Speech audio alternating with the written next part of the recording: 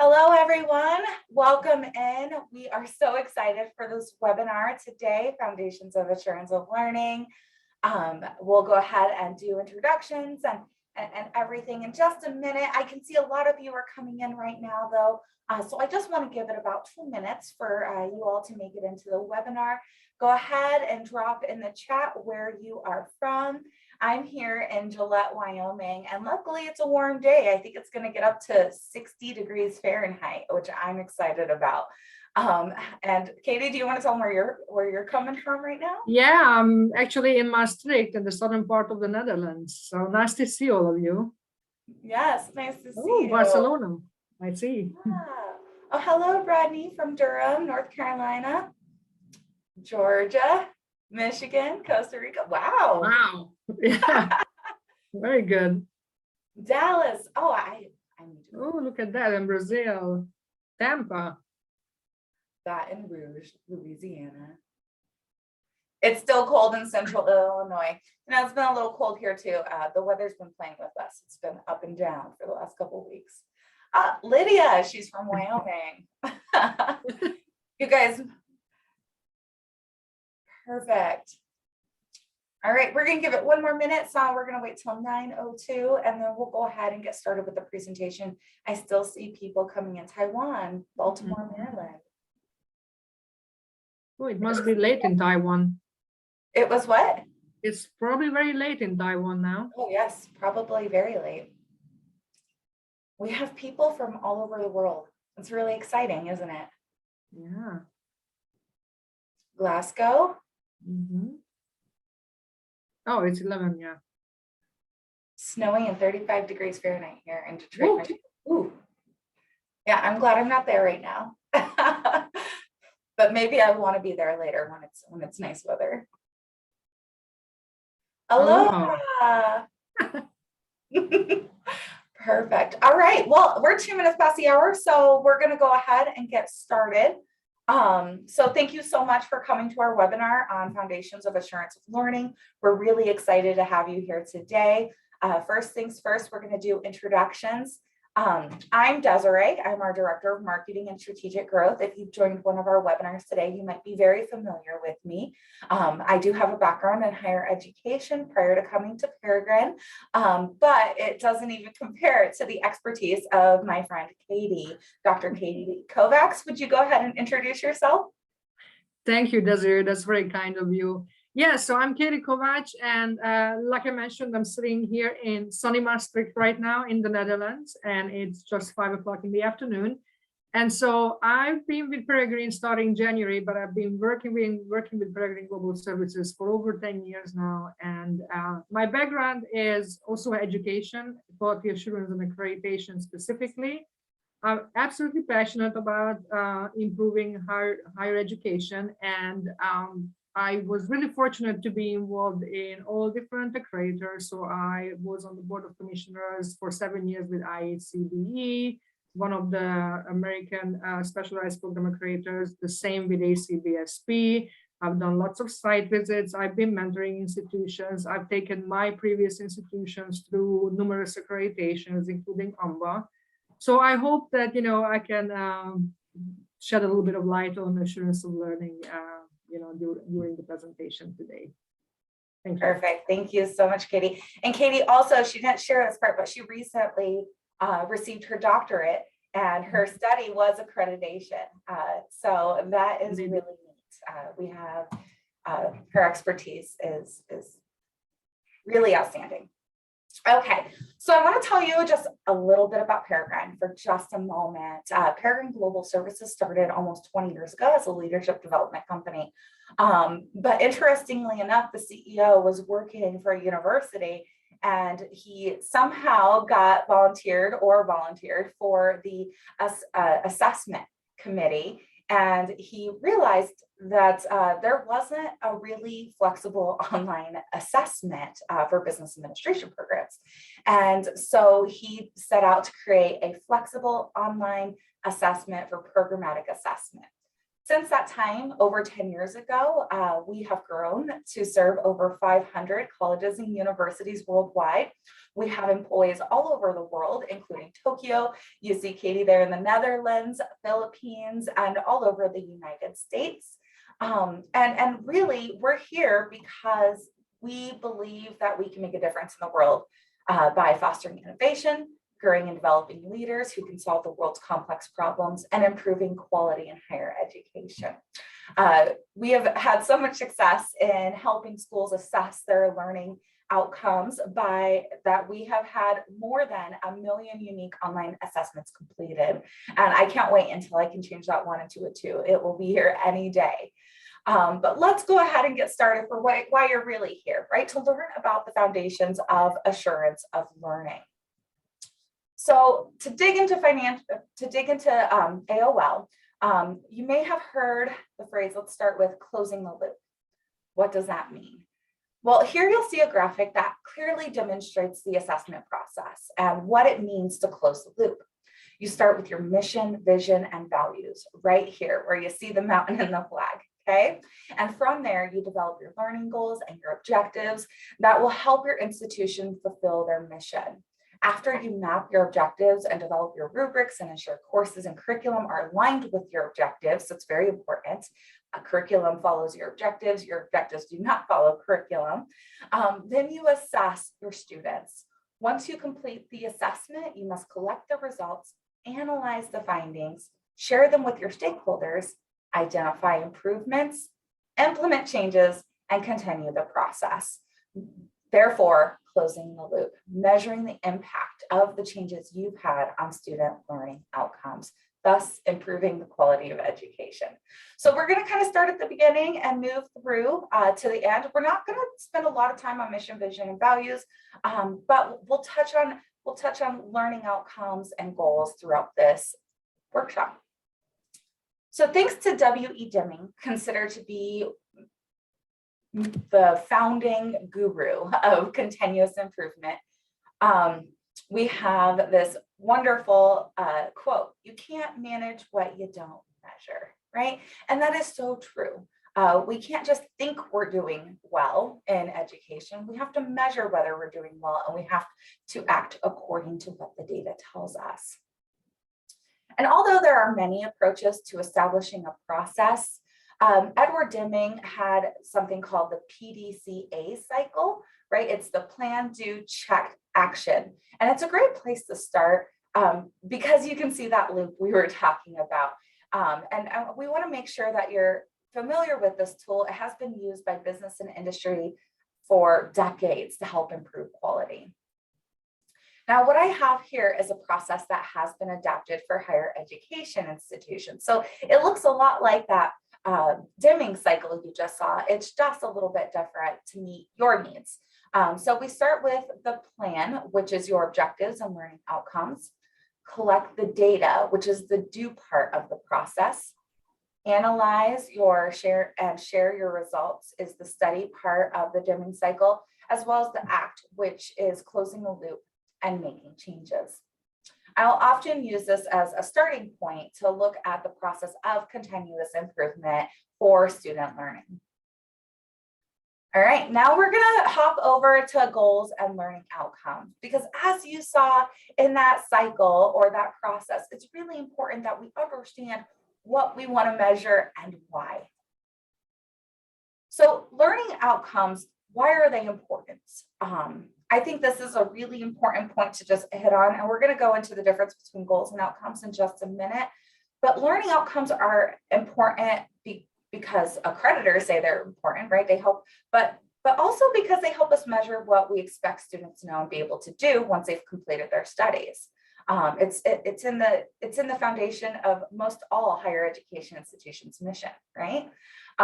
They also help us ensure that a process of continuous improvement is in place, not just a once in a while event that has been done to satisfy accreditation standards. Because we need to, of course, we need to satisfy accreditation standards, but we need to move beyond that, right? We really need to make it part of what we do because it's part of our culture, it's part of how we operate, it's part of how we take care of our students. And for all stakeholders, including students, our partners, businesses, etc., It's strategic that schools remain transparent and accountable. Finally, learning outcomes, if done well, enable schools to close the loop, just like I showed you. I generally don't like to use idiomatic phrases, but this one constantly shows up when talking about accreditation and learning outcomes. Simply put, it means that after a process of evaluation analysis, changes are made to academic programs to help improve any areas that are not meeting your stated learning outcomes. From there, the process begins again, and you're able to determine if the changes that were made a difference in the new results. Hence, traveling through a process from beginning to end and then continuing with it. Okay, so what is a learning goal?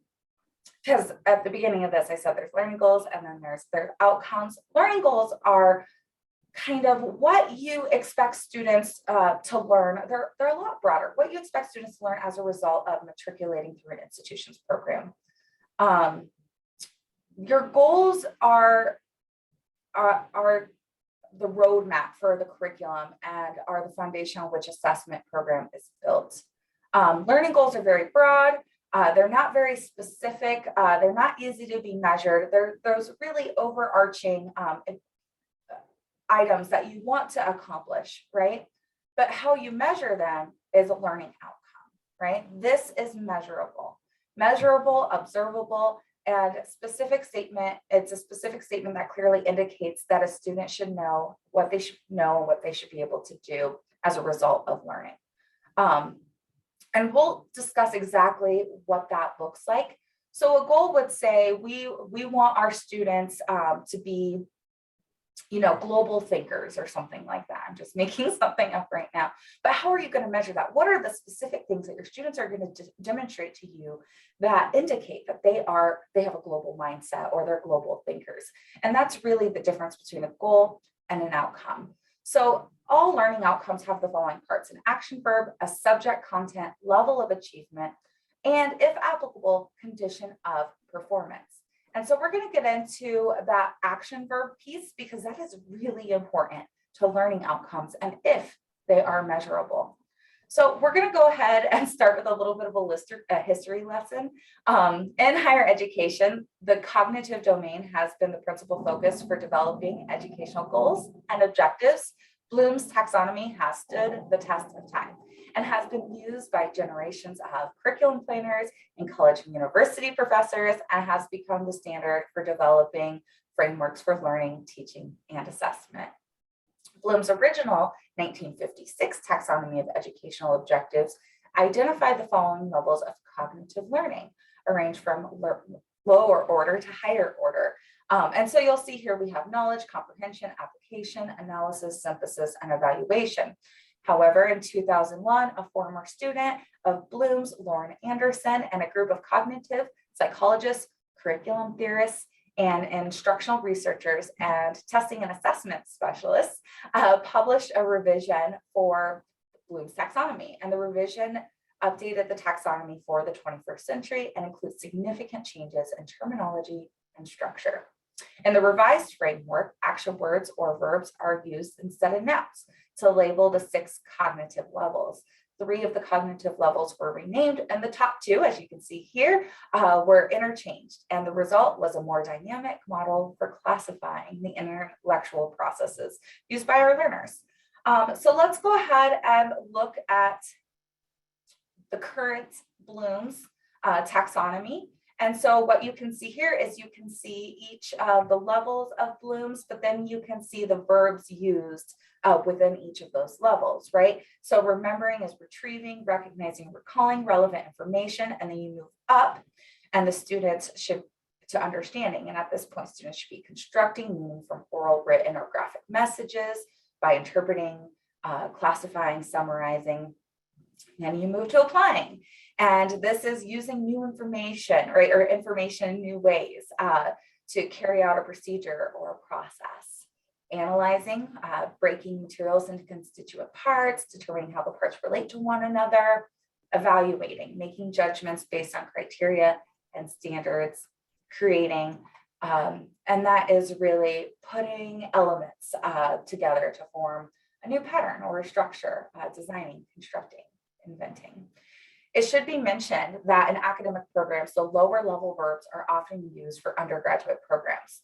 And as a person progresses in their education, the majority of verbs used for the development of learning outcomes belong to those higher levels, such as evaluating or creating. So as a student progresses, their verb, they'll go higher and higher within Bloom's taxonomy. And now I'm going to turn it over to my colleague, Katie, and she's going to talk to you a little bit more about learning outcomes. Thank you, Desiree. Thank you. That was very useful for laying the foundation for our discussions and what you see now. Desiree was just mentioning that the different levels of Bloom's applying for different degree levels. And this is what we wanted to show you a little bit for you. So if you see on the left side, you are looking at the different learning outcomes, but as you see bachelor, master, doctoral level, it's going to be different wording used for different levels of programs. So you see for bachelor level, there's more demonstration, contribution, while on master level, there's more integration. Can you maybe go back one? Because we moved. Yeah, perfect, thank you. So more integration already.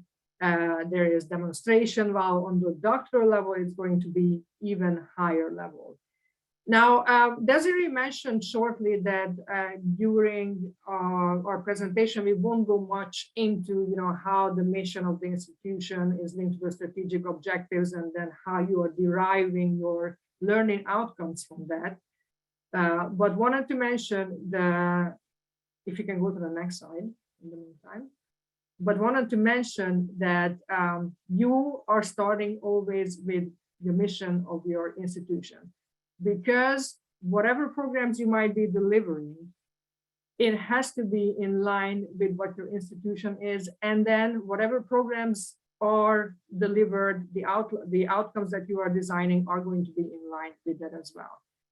So now here, if you're looking at an actual program, so this is an MBA program, a learning outcome plan. The difference here on the left side that you see, there are more, the learning objectives are more wide, and then it's going to be attached to an actual target that you can measure.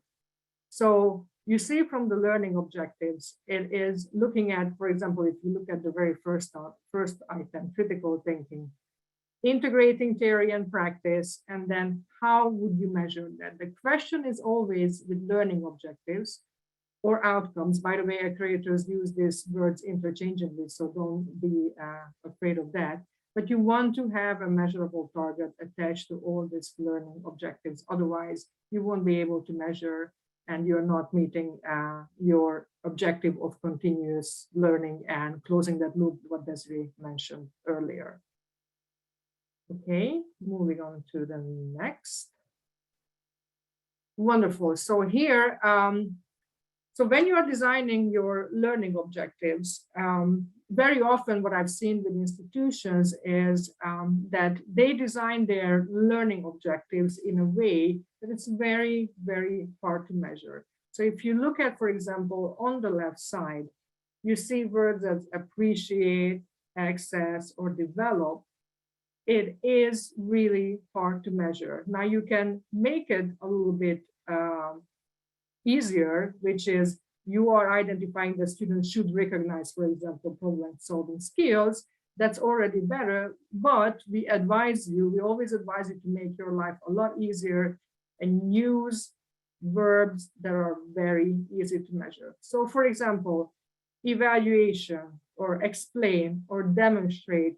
If you look at that word, demonstrate to classmates how to resolve conflicts by helping them negotiate arrangements, then faculty members, lecturers can actually look how students are acting in the class. They can use rubrics and they can easily assess students on that specific learning objective that indicates demonstrate. Yeah. Okay, now what we wanted to concentrate on this session is the assessment tools. So Desiree was talking about the whole process of closing the loop, but no, you can leave it, thank you. Closing the whole loop, but one essential part is After coming up with your learning objectives and after coming up with your targets, that how are you going to measure this? What are the tools? Now, when it comes to assessment, though, I think it's good that we revisit some of the items that Desiree already mentioned. Assessment itself is a systematic collection, review, and use of information about educational programs undertaken for the purpose of improving student learning and development. So your objective with the assessment is always to assess and improve student learning. So always close the loop to make sure that while you're identifying, you are collecting information, you are making changes with the purpose of improving. Now, you have probably heard some of these items that we mentioned here, formative, summative assessments. We'll talk about direct and indirect measures, but now concentrating specifically on summative and formative assessment measures. You probably already heard this, that summative assessment measures mean that you are doing something at the end of the program. And then the formative assessment would be that you're doing it during the program. Now, but you're asking why, what are the reasons for these different type of assessments? So summative assessment, since it's being done at the end of the program, it's of course a very, very essential tool to link with your program learning outcomes, and then it will also allow you to make changes. So very, very important measure, but since it's done at the end of the program, you can't really make changes anymore to that current program. So you will be implementing changes for the next intake. Now, while on the formative assessment side, this is something that you are doing already throughout the program. So this may be course level assessment. And then as you are assessing, you are realizing that perhaps you need to make changes. You might need to move one course after the other. It might be that you have to have separate workshops and add it into the program. So it really makes, it gives you an opportunity to make changes into the program. Now I'll give you an example. For example, and I often say that even though you have similar admission requirements for your programs, not one intake is the same. So it depends on, the type of students that you will be attending that intake. And it happened for us in one of my programs that some of the students were not as strong, for example, on research methodology. And even though we had those type of courses, we had different formative assessment throughout the program where we noticed that the students are struggling. So we could easily make quick changes and add a different workshop on academic writing or quantitative and qualitative measures. And so we were helping the students throughout the program. So that's why formative is just as important as the summative assessments in your analysis.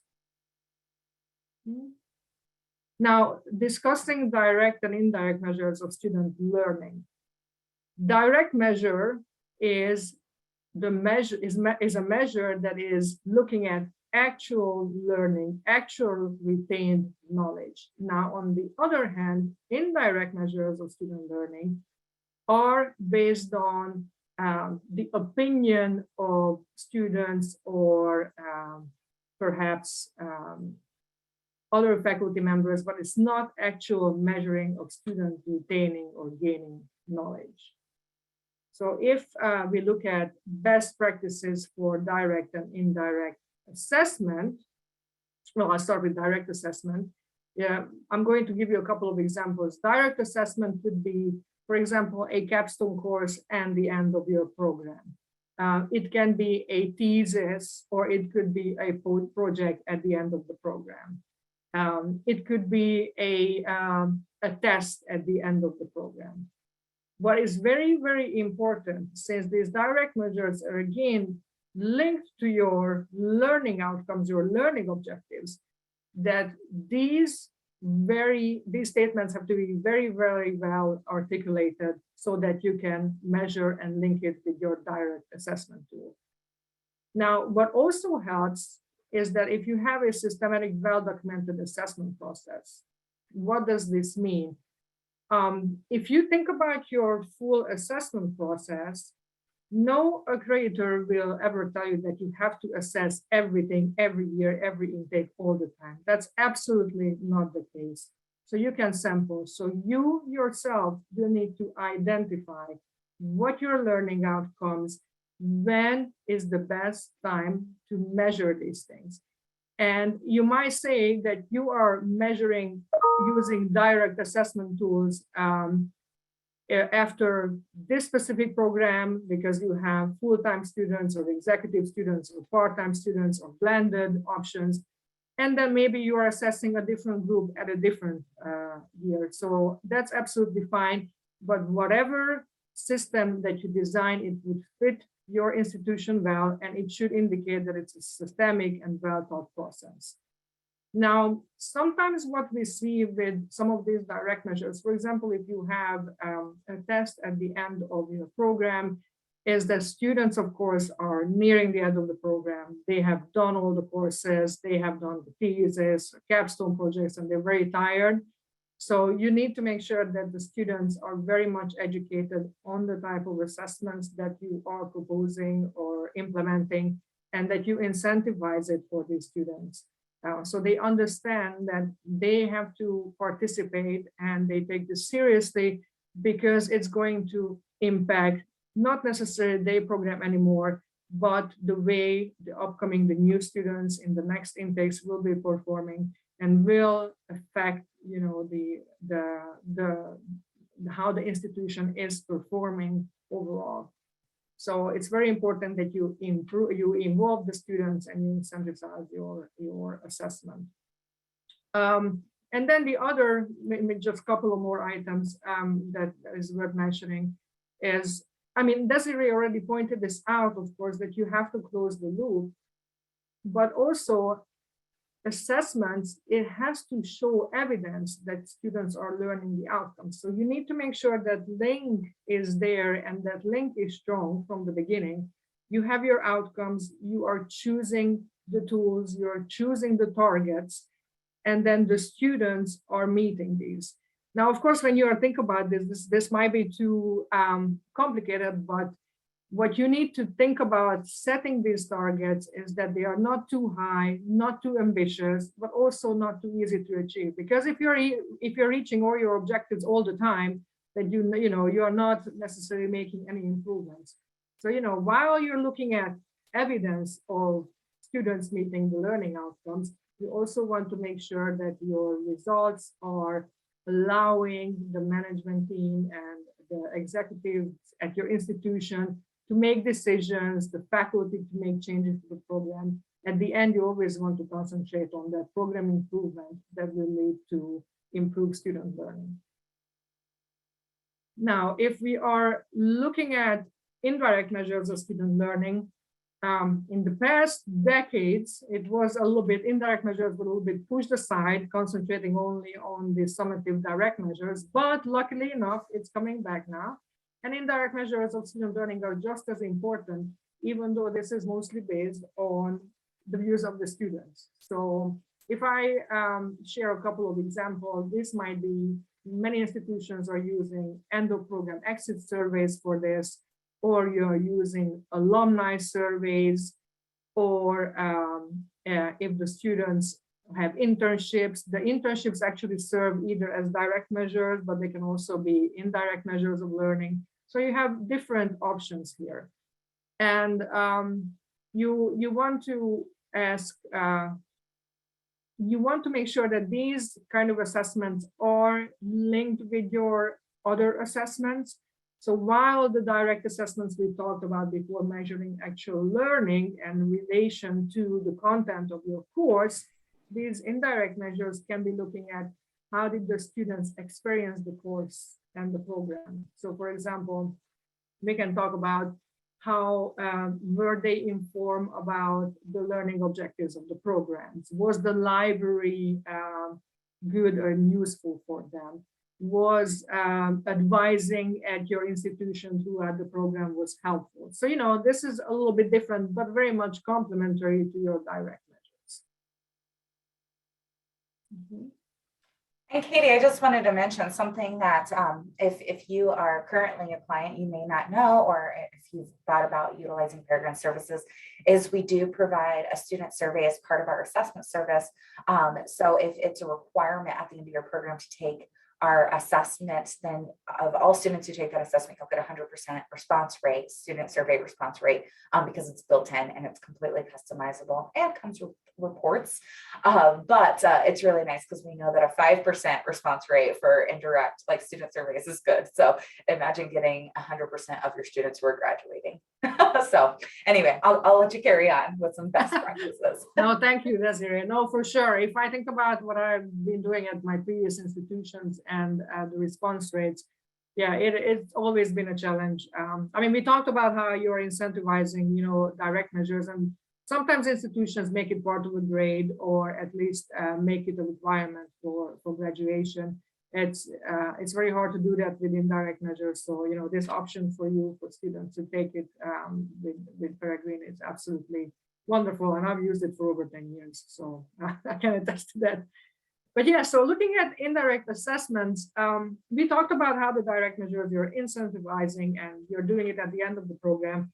And those tend to be a little bit longer. Now, you want to make sure that you are to the point with these surveys, and you try to limit the number of questions that you have.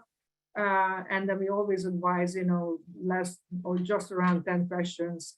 And then what Desiree mentioned, you increasing the response rate is always an issue. So very good idea to attach it somehow to your direct measures.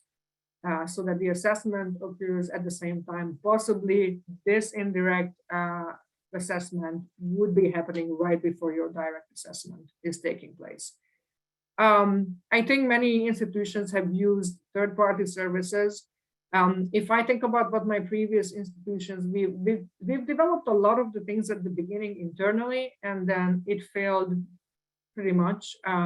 We couldn't get the response rate. We couldn't spend enough time implementing it. I know that most of your faculty are very busy teaching, supervising, other administrative roles. So using a third-party service is actually very, very helpful. So you yourself can concentrate on your mission, and that is to teach and educate instead of, having to spend time on this. So they can do that. Third-party services like Paragran, of course, is very, very useful, and you get really accurate responses from students because the way it's been implemented and done.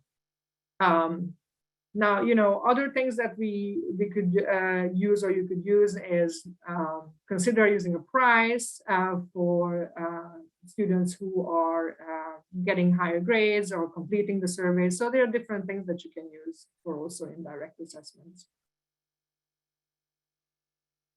And then, of course, with these indirect measures, what are we actually asking? And so I mentioned already that some open-ended questions, how did they experience the program? What did they like or dislike about their academic experience? What would they change so that, this allows you to make changes for the next upcoming intakes?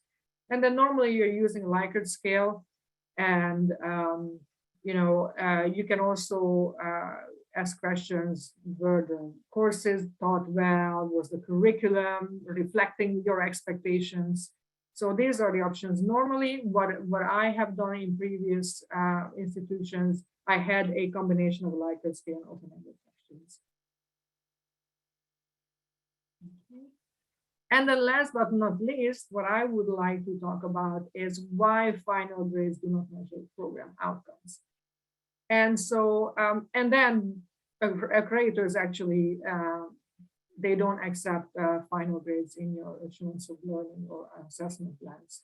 So if you look at, we have a nice explanation here. If you look at two students and they both have the final grade of 81, but if you look at the breakdown of the grade, they actually have different scores. So one student has done a lot better, the second student a lot better on the exams, while the other one did so much better on the paper.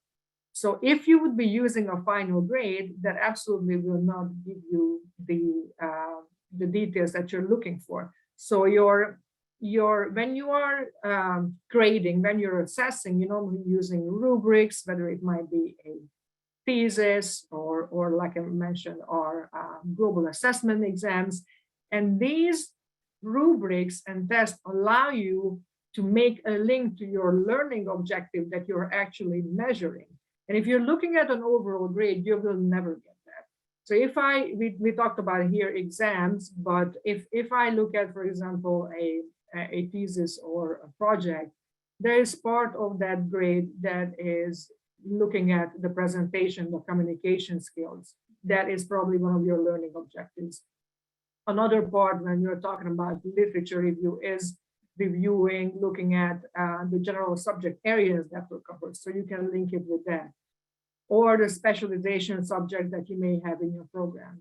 So this is why the final grades are not allowed and should not be used as a measure for program outcomes. You need to dig more deep into this, and then you have plenty of options to do that. And you can also develop different rubrics, like I mentioned, and different tests to make sure that you are actually measuring those learning objectives that you set at the very beginning. Thank you, Desiree. And then the final comment here is that when you're just looking at your learning outcomes assessment tools, these tools, like I mentioned at the beginning, when you're setting your learning objectives, it has to match what your mission and your strategic objectives are to make sure that the programs are in line with what your institution score. Now, the same is actually for the assessment tools. You need to look at what assessment tools best fit your learning outcomes. And you yourself might be choosing something that another institution would not choose because it's not so fitting. But always the assessment tools, they have to be comprehensive. You need to make sure that, not that you're measuring everything with every single tool. That's absolutely not the objective. What you are doing is that you are developing a comprehensive system that will allow you to measure every learning objective that you have with different tools. They have to be objective, so they allow for objective measurements. And the results, the targets that we talked about, it will allow you to have measurable results. So when you are gathering all that information that you can analyze and you can make the changes into the program, and then in your next assessment cycle, look at whether those changes are impacting your learning or the learning of students. And this measurable results allow you to continuously make changes and improve as needed. Thank you so much, Katie. I feel like I learned a lot right there. So from you and the examples you gave, those were fantastic. So we're going to talk now about analyzing the data, sharing results, and making changes, which is a very important part of this process. Because at this point, through what we have talked about today, you've determined your program goals are in line with your institutional goals, then you crafted your learning outcomes and developed the curriculum, courses, program structure to support them. And finally, you chose and created an assessment to measure whether you were successful in doing the things, right? Helping students achieve their learning outcomes. And you're doing what you said you were going to do. However, the assessment process does not stop here. You don't just assess your students. What happens next is really important. The value of assessment is that it offers evidence that illuminates a department's strengths and weaknesses. Assessment data represents a flashlight, not a hammer. It shines a light on what is working well in a program and points out strengths, rather than being a blunt instrument to show where educators or students have failed. Through quantitative and qualitative methods, your academic program can expand on bright spots and take corrective measures to mitigate any weaknesses. And it's really important that your institution takes a stance on the data, right? The data is not collected to pinpoint to any one person or any individual. I always like to give this example. I was working with a school, and their scores were really low in microeconomics. Now, of course, they have somebody who teaches that course, right? And so if I was teaching that course, I would be like, gosh, why are my scores compared to our, compared to our aggregate, other students in the US so low? Well, when we looked at their data, we talked about their program and the sequencing of their program and the concepts specifically that they were struggling in. And what we found was that they were taking that course at the beginning of their program somewhere. I think it was within like the first 2 years, and they were not being reintroduced to the concepts throughout. So it wasn't a course issue, it was a program level issue, right? And so they were able to think about those concepts, how they are transferred or what they have in common with other courses that students have to take in that program, and make some programmatic changes to reinforce the concepts that their students were scoring low in. So that's a good example of how it's a flashlight and not a hammer. Okay, so best practices to start with when we're analyzing our data. The first thing you need to do is you need to utilize your identified goals and objectives. So we said you should create those, but you should also use those when you're analyzing the data. The purpose of the assessment is to demonstrate that you were doing what you said you're going to do. Therefore, consider that your goals and objectives are and begin to formulate the questions you need to answer around them, right? So this is my goal. What is the question I need to answer in order to understand if I met my goal? You'll want to ensure that you have both direct and indirect measures to produce data, just like Katie said. Because when you combine qualitative and quantitative data and have all these pieces of information available to you, it's going to make developing good conclusions based on your analysis much easier, because you'll have a well-balanced and full picture of the results. What we often say is what you find in your indirect measures, your direct measures, those trends in direct measures can be explained by what you see in your indirect measures. Surprisingly, 80% of data analysts' time is devoted to cleaning and organizing data, and only 20% is used actually performing analysis. I thought that was a really interesting thing to learn. This so-called 80-20 rule illustrates the importance of having clean, orderly information before you can attempt to interpret what it might mean for your institution. Thankfully, Paragran Services, we do a lot of this work for you. So we're going to run through some questions that you might ask, some research questions you might ask, and how schools are utilizing data to answer those questions, or the types of data, and how you would look at that, so that you can find those areas for improvement and act upon them. Okay. So now that we have an idea of the data we need and it's organized, we're going to ask these questions. So the first question we're going to ask is, what does the data say about student mastery of the subject area? So we would want to use what we call our internal analysis report. So this is one of 14 reports or 15 now, I think. Yes, 15, because we just rolled out the new gap analysis report, and I won't go through all 15 of these reports today, just showing you the types of data that they express, so you can see how that answers this particular research question. But the internal analysis breaks down the exam at what we call the topic level and then the subject level. So let's see an example. So Paragran's exams are customizable at the topic level. And here you have business finance. Business finance is one of our topics, but we want schools to be able to break down the data and understand exactly where students might be doing really well or struggling in or doing okay, right? And so here you can see business finance is broken up into asset valuation, inventory, balance sheets, and financial statements.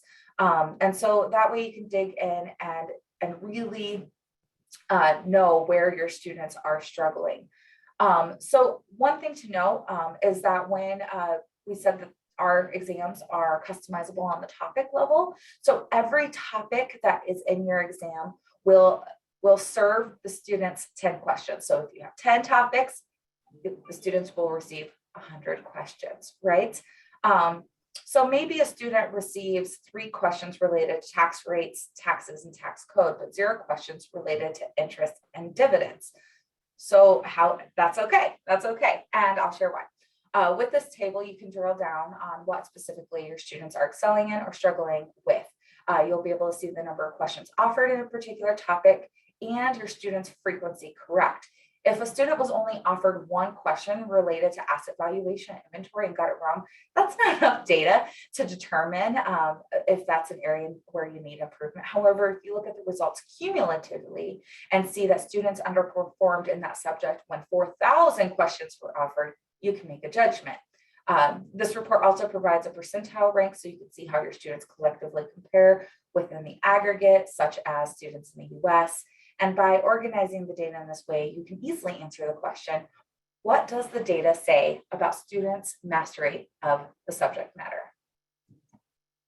All right, so let's go into another question. How do our students' performance compare to programs in schools like us, right? That's a really good question to ask. So if you're trying to figure out, are we doing a good job? You might want to start comparing to other schools that have the same programs that you have, or that are similar to yours. And it's good to understand, it's a good way to understand if your school is struggling in a particular area. And to access this type of data, you likely need to adopt an assessment service that allows you to benchmark. This is difficult to do with a homegrown assessment, it's impossible, right, to do with a homegrown assessment, one that you develop in-house, because it's not nationally normed or internationally normed for our global business education or international clients, because other institutions are using it. And so since Paragran serves more than 500 colleges and universities and have administered so many exams, we have the ability to produce an external comparison report for our clients so that you can compare against pools of student data based on geography, institution type, including private, public, faith-based, or delivery mode. What's neat about our reporting feature is that there are several aggregate reports that provide you real-time look at the size of the data. So the number of exams and institutions within an aggregate pool that you are benchmarking against. So here you can see a page out of our external comparison report. The external comparison is going to allow you to break it down by topic level. You can see here on this particular page, the yellow represents traditional campus-based delivery mode. The orange is blended hybrid delivery mode, and then the green is online delivery mode. So you can select up to 4 aggregates and run it that way, which is really nice. And you can see how you are comparing to schools. Also, it's a requirement for some accreditors, right, Katie? Yeah, that's what I was going to say, that some of the accreditors actually require this. And so, naturally, it's good for you to look at how are you performing compared to your competitors and with institutions similar to you. I've used, this external benchmark every single year. And, since Desiree was mentioning that we'll soon be reaching 2 million, I mean, there's a wealth of data that's available for you. And what my trick used to be is that, my students are performing in a certain way in certain areas, and I use that and I showcase that on the website, on our marketing, to showcase, how our institutions were performing compared to others. So I love that external reporting. Now, and that is a fantastic point. You could utilize the data for marketing and recruiting purposes, which is another value add. So the next question we have is, why do we have these results, right? And one of the reports that we have that is unique to Paragran's the only one with it, is our response distractor reports. And so what it does is it provides information on why students answered a question incorrectly and determines if it's a fact-based error, concept-based error, conclusion-based error, interpretation-based error, or calculation-based error. And how this is determined, that's really important, is our subject matter experts, they look when they're writing their questions, they're required to identify each of the wrong answers and what category they belong in. And so let me give you an example of what that might look like. So let's say I'm a subject matter expert for accounting. And so I have a question that requires the use of a formula. And let's say the student uses the wrong formula, and because I know what formula is often mixed up for the formula they're supposed to use, one of the wrong answers I give is what that wrong formula would produce. That would be an interpretation-based error, right? But let's say that they actually use the correct formula, but they made an error while doing the formula. that would be a calculation-based error. So that's a really good way of thinking of it. And we have the definitions of each of these, and we provide very strict guidance to our subject matter experts so that they can categorize them. Of course, there's always a level of subjectivity, but it's a really great tool because you can look and you can see how many types of errors your students are making. Are your students making more calculation-based errors, conclusion-based errors? And if they are making those types of errors, what kinds of projects or what kinds of things could you change and do to reduce that? So here's a really good example. So we have a lot of data. We do have a white paper, by the way, that shows you some trends that we have found, and we'd be happy to send it to you. But when Paragran analyzed the data from our partner institutions taken between 2016 and 19, more than 35 million incorrect selections were made. And we found that the business programs at the master degree level, learners tend to make disproportionately more interpretation-based errors, which suggests a knowledge gap. Conversely, master's level students are making disproportionately fewer other errors, which suggests knowledge strengths. So here's that, and you can read more about that in our white paper. We're getting close to the end of. Oh, go ahead. Just one more thing on the distractor. I wasn't using this at the beginning, but I was using it more at the end when I used the Paragran services. And I think it's very interesting because every time you have data in front of you and you notice that something is going on, you have a tendency to immediately jump and make changes, And I think this report will allow you to look at, well, is it significantly, different that you have to make these changes. So statistical significance, the type of distractors, it will give you, again, plenty of information for you to make the right decisions as to make a change or not make a change into the program. Absolutely. Thank you so much, Katie. Yeah, and so we only have a couple more of these, so just hold on. But are there differences between groups of students? This is probably my favorite report. I just am always so interested in how, you have one school, right? One program. And let's say you have a business administration program and you have an online and traditional, like on campus, both. You offer it both ways. And I'm always like, oh gosh, I can't wait to see what your data says about those two groups of students compared to each other. Because if you saw strengths and weaknesses, in your online cohort versus your in-person cohort, that would be really interesting. And I'd want to dig into why, or based on major or concentration. So this report allows you to compare any group, and you can customize it as much as you want, any groups of students in a side-by-side comparison within your institution, which is really neat, as well as see how they compare against aggregates at the same time. And so the next one is, what is your students' perception of the value of your program? This is a really good question to ask, right? And this is the question that's going to help you understand why you're seeing the direct measures that you are. So I mentioned the student survey. We also have a pairwise report. So when an institution does an inbound assessment, so an assessment at the beginning of their program and an assessment at the end of their program, they're going to get much richer data. They're going to be able to see trends a lot faster. They're also going to be able to see student growth on a student by student basis, which is what the pairwise report provides. And utilizing the external analysis with all of these things will help you get a holistic picture of what your student's perception of the value of your program is. And then this is a very important question, but are there any outliers that could be impacting my data, right? Because there always are. There always are outliers. And so Paragran has worked really hard to ensure you get really accurate data. So for example, one of the things that we do is we allow you to filter for time. So if a student took less than 20 minutes on a 100 question exam, what is the likelihood that that is a true measure of their retained knowledge? Pretty low, right? And so you can filter out those results because they're not an accurate reflection of your program's strengths or weaknesses. It's just a reflection of that student's effort on the exam. So, all right, I want to make sure we have a little bit of time for questions. So I'm kind of flying through these, but I want to show them all to you. What were the results of changes made on my program? This is a really important question, right? As we make changes to our program, we need to document those changes, and then we need to continue to assess our students, right? And see if the changes that we made or if we see a change in the trends, right? If we notice, oh gosh, we were doing really great in this area and all of a sudden we're not doing so great, or vice versa, we need to be able to look back and say, what changes have happened? Has there been faculty turnover?